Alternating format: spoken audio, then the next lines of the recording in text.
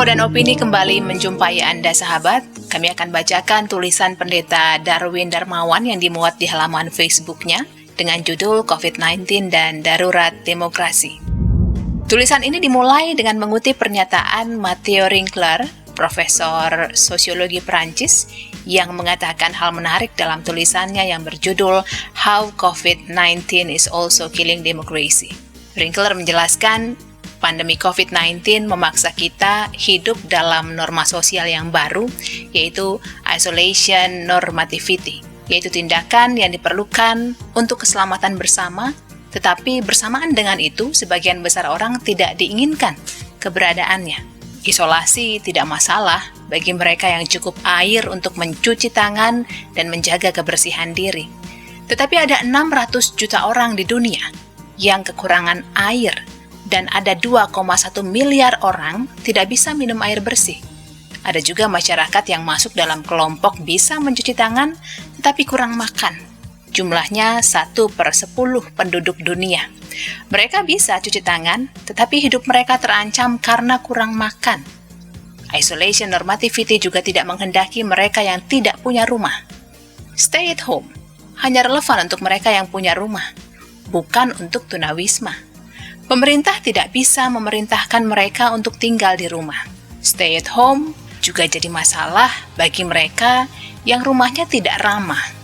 Di Perancis, menurut Rinkler, terjadi peningkatan kekerasan rumah tangga sebanyak 36% 1 minggu setelah kebijakan isolasi diambil.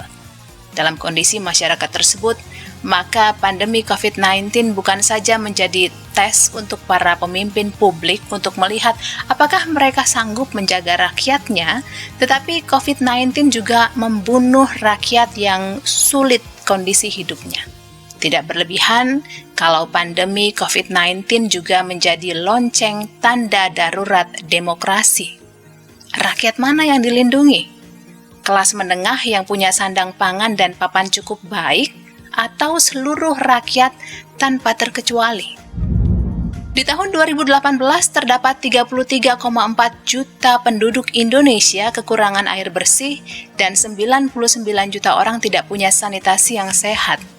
Hampir bisa dipastikan sebagian besar dari mereka kesulitan makan. Rumah mereka juga tidak ramah, baik dalam pengertian fisik maupun psikologis. Bagi mereka, kebijakan stay at home terdengar sebagai anjuran untuk bunuh diri secara perlahan jika tidak dibarengi dengan dukungan sosial atau bantuan pemerintah. Kira-kira apa ada rumah tangga rakyat Indonesia yang mengalami konflik terus sejak kebijakan stay at home diambil? Pasti ada. Berapa banyak jumlahnya? Kita tidak punya datanya. Kalau di Perancis terjadi peningkatan kekerasan rumah tangga sebanyak 36%. Indonesia sulit untuk mencari tahu data seperti itu, jangankan data tersebut, data penerima bansos saja sengaja dikacaukan. Mengapa sengaja? Sebab data tentang rakyat yang sama dapat dengan mudah didapatkan ketika pemilu. Mereka mudah diketahui jumlahnya demi kepentingan mendapatkan suara. Sahabat penulis juga merasa pandemi ini menjadi saat yang tepat untuk merenungkan kembali hakikat manusia, yang menurut Aristoteles adalah zoon politikon, makhluk politik. Bukan politik dalam pengertian perebutan kekuasaan, tetapi hakikat manusia yang adalah makhluk sosial. Manusia tidak bisa hidup dalam isolasi. Kesendirian selalu merusak dan menghancurkan, bahkan dalam periode singkat. Kita semua bisa saja tidak menginginkan yang lain karena kita ingin menyelamatkan diri sendiri. Tetapi itu tidak mungkin, karena manusia ditakdirkan untuk hidup bersama. Dalam natur kemanusiaan kita yang demikian, isolation normativity ini perlu kita isi dengan praksis solidaritas. Kita perlu bergotong royong. Tiap orang sesuai kemampuannya memberikan apa yang dia bisa untuk keperluan bersama. Kita perlu menghidupkan praksis saling memberi dan menerima. Kita bersyukur banyak komunitas yang sudah melakukan ini. Kita kesal melihat elit politik gagal dan gagap untuk sekadar mencari data dari rakyat yang perlu mendapat bansos. Kita perlu mentransformasi kekesalan ini dalam sikap kritis, sahabat.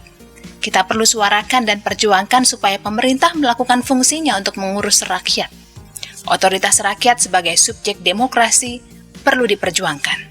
Jangan sampai sebagian elit politik mencari kesempatan untuk mendapatkan uang atau panggung politik di saat darurat demokrasi.